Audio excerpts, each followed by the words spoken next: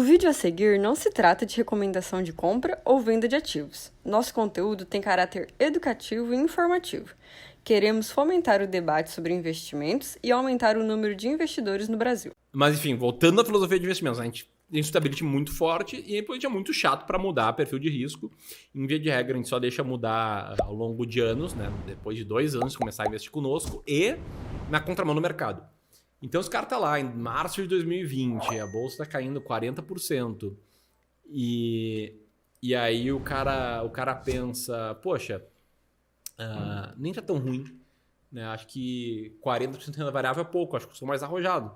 Porque tá tudo caindo um monte, minha carteira tá fodida, a finança tá fodida, tá vindo uma crise de saúde pública e eu tô tranquilo. Tô de boa. Tô de boa. Daí a gente vai. Se é na contramão do mercado... Sim, porque esse cara não tá enviesado necessariamente. Aí é uma prova de que o cara... Entendeu. Passou um step, isso aí, entendeu? Evoluiu um nível na educação financeira. Então é isso, essa parte macro, né? E é regra muito clara, perguntas muito claras, um formulário muito específico, assim, em uma entrevista pessoal. E aí, dentro de cada classe de ativos, a gente tenta trazer estratégias mecânica eu acho o nome ruim, mas estratégias quantitativas de seleção de ativos. Por que isso? Primeiro, porque é a coisa que fez mais sentido para mim, tudo que eu li, tudo que eu estudei, assim, a lógica de investir de forma quantitativa, seguindo estratégias de value investing, foi o que mais fez sentido. Explica aí, quantitativa de value investing. Você não tem amor nenhum pra quem tá começando. Nenhum, você não tá nem aí. Pra quem ficou aqui no episódio... Como é que é o nome daquela mulher, aquela Suzana Vieira, né? Eu não tenho paciência pra quem tá começando. Você é essa pessoa. Foda-se. Eu vou falar mesmo, quantitativo, sei lá o quê. Como é que a maioria das pessoas investem, tá? O que eu vejo? Elas ouvem alguém falando de alguma empresa. Ouvem alguém falando de, vamos chamar, JBS. Ouve lá, alguém citou JBS e fala, JBS, vale a pena investir em JBS? E aí vai atrás de informações sobre JBS para tentar tomar sua decisão. Então ele começa por uma ação, por um ativo específico e com base nisso ele vai atrás de informações para ver se compensa ou não. E em via de regra ele vai confirmar que compensa. Porque já queria investir. É o viés da confirmação. Ele só vai atrás de informação que corrobora com aquilo que ele queria. Exatamente. O que eu percebi quando eu comecei a trabalhar no mercado financeiro, eu levo comigo até hoje, né? A lógica devia ser inversa. Tu deveria pensar primeiro no processo, tá? Processo de seleção, então os filtros, a lógica, os critérios que tu olha, e desse processo sai, olha só que analogia visual, né? Desse processo sai a tal JBS ou as ações que sejam, né? Resumindo, eu explico isso no canal direto. O cara, então, em vez de escolher uma ação para investir, ele decide que vai fazer um investimento, por exemplo, no setor de carnes. Aí. Agora eu não vou escolher a JBS. Eu analisei o setor e achei que aquele setor está em crescimento, aquele setor é legal. Eu vou analisar todas as empresas que estão ali e eu vou escolher a melhor daquilo ali. Não vou falar que a JBS é a empresa que eu vou escolher. Só tem aí é a parte mecânica, a parte quantitativa da estratégia entra, né? A gente não escolhe os setores que a gente acha que vai bem. Na verdade, a gente tira todo o eu acho. O único eu acho que a gente coloca é, cara, eu acho que essa estratégia vai continuar indo bem assim como ela foi no passado. Por quê? Porque o que explica ela são fatores comportamentais. Né? A gente compra uma cesta de 20 diferentes ações descontadas, né? Com múltiplos descontados, ações baratas, sem nenhum juízo de valor sobre as ações que estão ali. Então vocês não fazem uma análise, vocês fazem uma análise somente dos indicadores ali, por exemplo, ou daquela empresa em si. Sem analisar, por exemplo, fatores subjetivos. Marca, por exemplo, a força da marca, isso não entra nada disso. Número. É número e número passado. Então em tecnologia não entra. Puta, é raro. Teve um ano que a gente teve positivo. Não sei se entra bem como não entra. Então é porque eu falo as Big Tech não entra. Não. Big Tech não. Porque não tem número para fazer isso, né? Não tem. Na verdade, tá? Se for olhar ali, antes de a gente começar a fazer gestão de carteiras, se eu não me engano, foi a Apple. A Apple teve indicador de empresa muito barata. Sim. Ela tinha uma relação EV/EBIT muito baixa, porque ela tinha muito dinheiro em caixa, então baixa o EV.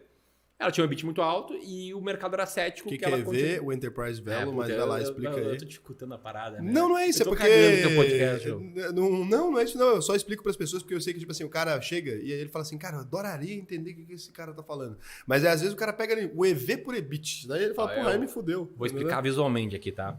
É o seguinte, o líquido aqui é o valor de mercado da empresa, quanto a empresa vale, né? A quantidade de ações vezes a cotação da ação. O cara que olha o preço por lucro, por exemplo, ele está olhando o preço, que é isso aqui, em relação ao lucro.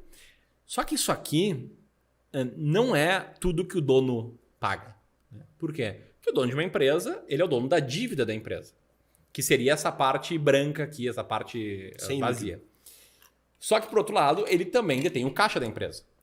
Então, em vez de olhar só para o preço, o EV ele olha o preço mais a dívida menos o caixa. Embora não esteja diminuindo aqui, é uma lógica assim de, cara, qual... Vou aumentar a dívida. Pra mexer na quem tá ouvindo, eu peguei a garrafa de uísque que ele tava usando como exemplo, a parte cheia, a parte vazia, e eu bebi. Então, aumentei o prejuízo. Pra quem tá ouvindo, né, imagina uma garrafa de uísque, a parte tem o líquido, é o valor de mercado, a parte tá vazia é a dívida, e a soma dos dois é o valor da empresa, o valor da Enterprise firma. Value, que a gente chama no... Que é o Enterprise Value, que é o valor total que alguém tem que pagar para comprar uma empresa. Aí isso pelo EBIT. O que a gente faz, né? Hoje, como a gente tem uma equipe, uma estrutura grande... a gente usava antigamente o EV/EBIT porque o EBIT é a métrica mais próxima... Lucro operacional, do lucro que a empresa tem fazendo aquilo que ela foi feita para fazer, sem contar para quem tá pegando aí, sem contar investimentos, por exemplo. Raul, eu tenho lá minha carteira de investimentos, aquela carteira de investimentos rende 100 mil por mês, por exemplo. Só que eu ganho do meu trabalho 50. Então, quando a gente olha EBIT, eu só contaria 50. Exatamente, perfeito. E aí, hoje a gente ajusta, tá? A gente transforma o EBIT no que é resultado operacional. Porque às vezes tem umas bizarrices, né? Tem uma empresa, sei lá, Companhia Energética de Brasília. Ela vendeu o braço de distribuição e entrou uma receita não operacional do caralho, aumentou o EBIT. Mas aí é foda, ela vendeu o que ela fazia. Acabou. Acabou a empresa, mas o número aqui tá top agora. Que assim, você olha o lucro da empresa naquele ano, tá lindo. Aí vocês então encontraram lá que a Apple, por exemplo, tava com múltiplo e colocou na carteira. Não, porque foi antes de começar a fazer gestão. Mas é só pra responder a tese das big empresas. Mas isso então nunca mais surgiu, né? Nunca mais. Então você é meio ali um Benjamin Graham um Benjamin Graham moderno. De que região que você é? De Porto Alegre. É o Benjamin Graham gaúcho. Imagina um Benjamin Graham com loirinho ali, uma gaúcho. bombacha. Não é o Jorge Soros, né? Que do fórum ali, mas já pode colocar Benjamin Graham de bombachas. Então essa é a tese de investimento ali que você acaba utilizando. Então é muito, muito focada mesmo nos indicadores, né? Muito mesmo, né? De preço e tal. E faz venda depois. Então, como você é value investing, em algum momento quando a empresa sai desse indicador, faz uma venda ou não faz a venda? A gente olha a carteira de 3 em 3 meses. E aí, o que a gente faz esses 3 em 3 meses? A gente faz duas coisas, tá? Primeiro, a gente olha para composição ideal da carteira de cada cliente. Então, por exemplo, tu digamos que é um cara mais conservador, teria 10% em ações brasileiras. Início de abril, a gente vai lá, olha a tua carteira e olha, porra, ações brasileiras foram uma merda, tu tá com 7% em ações brasileiras, devia ter 10%. Então, a gente vai pegar alguma classe de ativos que ganhou peso, vai vender um pouquinho e vai comprar ações brasileiras. É rebalanceamento. Né? Rebalanceamento entre diferentes classes de ativos. Ao mesmo tempo, a gente vai olhar para as 20 ações da tua carteira, vai olhar aquelas que continuam baratas, vai manter elas, vai olhar para aquelas que não estão mais baratas com base nesse múltiplo, vai vender elas e comprar ações novas que entraram na carteira. Parece que é um giro louco, né? Mas não é. Sai 2, 3 ações. Não, dá para entender. Esse formato, fora essa primeira parte da sua tese, essa é a mais ali, diria, original, porque nos dias de hoje é pouca gente que faz essa tese tanto assim. Mas essa segunda parte é o comum de fundo, né? A gestão ativa mesmo, né? Aquele pessoal que, tipo assim, tá preocupado com o ponto. Muito obrigado por assistir até aqui. Estes são alguns vídeos que vão potencializar seus investimentos.